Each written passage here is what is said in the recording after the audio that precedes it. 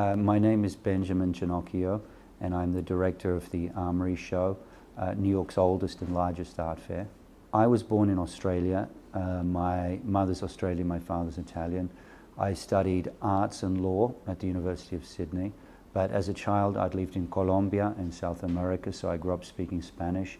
And once I'd completed my arts degree and studied law, I decided I wanted to do a doctorate in art history. So I completed a doctorate in art history with a specialization in Latin American art, and then I taught at the university in Australia, and then I began working for newspapers in Australia, and I covered the visual arts in Australia and in Asia, and I traveled and worked and lived in Asia extensively, so I lost a little bit of contact with Latin America and became more of a specialist in contemporary art in Asia and the Pacific. And then I moved to New York in 2001 and began working for the New York Times. And I worked for the New York Times for 10 years. And then I moved into publishing and became the editor-in-chief of Art and Auction magazine and Modern Painters magazine and artinfo.com, which was an early website on the visual arts. And then 3 years ago, I left that position and joined ArtNet and started essentially my own 24-hour art news site called ArtNet News, which was very successful. And at the moment, ArtNet News employs 20 journalists around the world and is the world's largest and most popular daily art news source.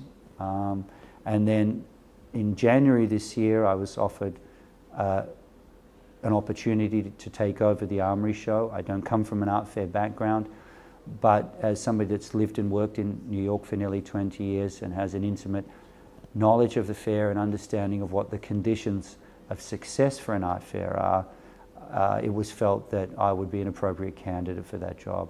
I thought about it for some time, and in the end I thought, you know what, this would be an interesting challenge and also a lot of fun and a great honor to be asked to be in charge of this fair, New York's oldest, largest, most established art fair, and so I thought this would be something terrific to do, and so I took the opportunity. I think the art market itself has changed dramatically in the last 20 years, in the last 10 years, in the last 5 years, and it continues to change dramatically. One of the things that has happened, I think, is you've seen an increasing regionalization of the art world and the art market. 10, 15 years ago, there were only a handful of art fairs, 5 or 6 around the world, and the collectors would travel around to each of the fairs. But then we've seen a proliferation of galleries, a proliferation of franchise gallery outposts, as well as the franchising of fairs and the setting up of fairs.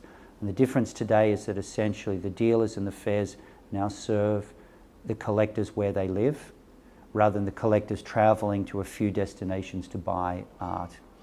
So in the past, New York more or less had a lock on the contemporary art market. In order to buy the work of many important artists, you really needed to buy and sell through New York. But now with so many galleries having outposts in different places and so many other galleries operating around the world and so many fairs providing galleries opportunities to show the work of artists in different cities, many collectors don't need to travel so much anymore in order to get access to artists. They can be serviced where they live. Now the challenge for an old and established art fair like the ARMORY, and this is the same for old and established art fairs like Cologne and Arco and to some extent the Basel fairs, is that you need to accept the regionalization of the market. Now in the case of the Basel fairs, they decided they were going to franchise their fairs. So they understood that there was an increasing regionalization, and what they sought to do was create other versions of their fair in different places. So they have a fair in the United States, in Miami, that services the American audience. They have one in Europe, here in Basel, services Europeans, and one now in Asia that services Asians. Now, the good thing about that is that they get to have a brand that they can build globally, and they can leverage the fact they have more than one business, and so there are great economies of scale. The challenge, of course, for them is then trying to get Americans to visit their fair in Switzerland or Asians to come to Miami. So in a way, to some extent, they benefit by franchising their fair, but they also split their audience. Now, in the case of a fair like the Armory Show, which is not a franchise fair, it's a one-off fair once a year, we don't have the opportunity that they do to build a global brand by having many Armory shows in different places.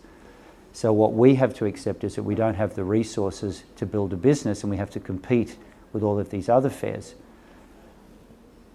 And we end up becoming just one regional fair like all of the others. The value and the advantage we have is that we are a regional fair in the world's most important regional market, which is New York. So the Armory Show succeeds and thrives because it's based in essentially still the capital of the contemporary art market. So we're able to attract to the Armory Show enormous numbers of people. We get over 180 museum groups from across the United States and the world that are registered and come to the fair. I'm not sure there's any fair in the world that has that many registered museum groups. We simply don't have the infrastructure to manage that and need to outsource it to a private company to manage. So we are essentially a regional fair, but we're in the world's most important regional market. And what we offer is an opportunity for galleries either in New York or around the world to access the strong collecting community that's located in New York, that's located in Chicago, that's located in Boston, that's located in Philadelphia. So in that sense, we are still very much the American fair, and people want access to our fair so they can access the collecting community that comes and has come to the Armory Show for 25 years. So I think that's its strength, but that's also its place in a changed global landscape, both for art fairs and for the art market. Well, you know, the Armory Show is a New York institution. It is the child of Chelsea.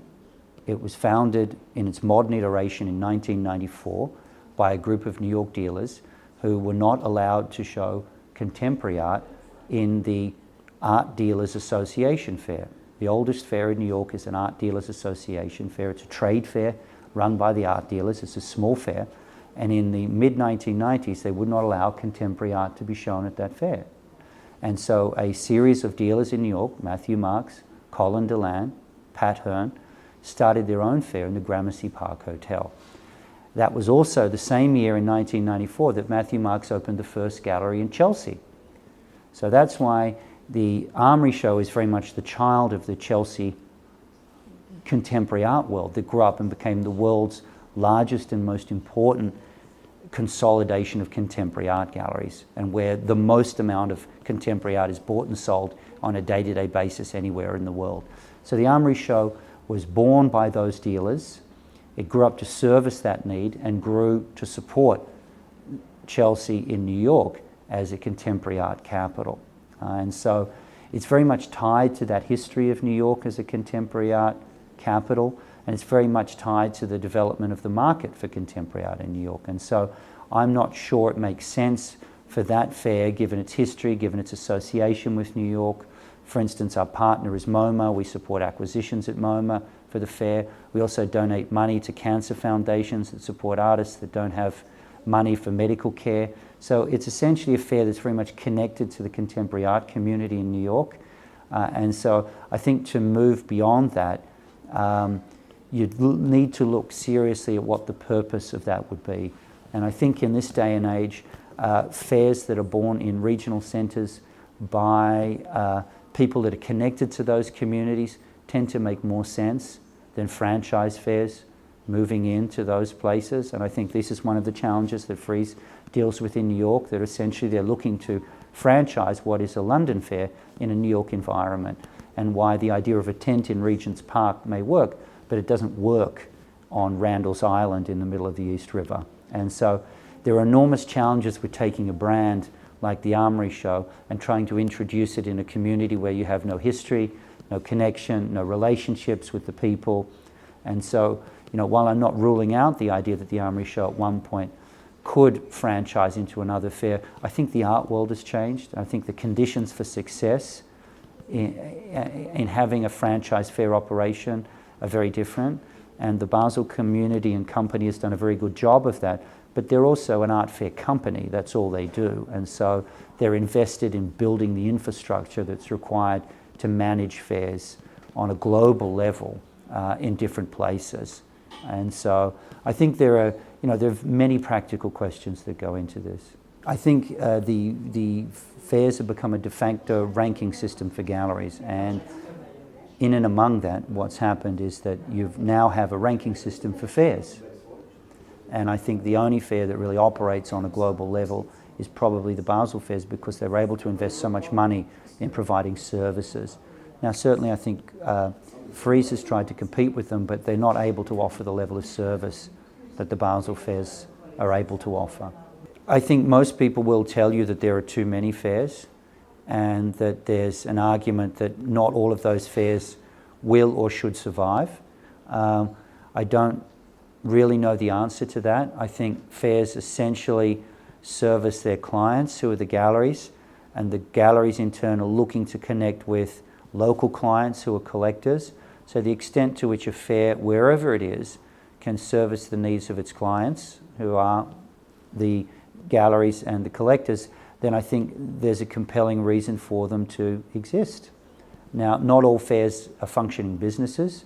Some of them, for instance, like ARCO, is heavily supported by the Spanish government for tourism purposes. So the dealers operate with deep discounts.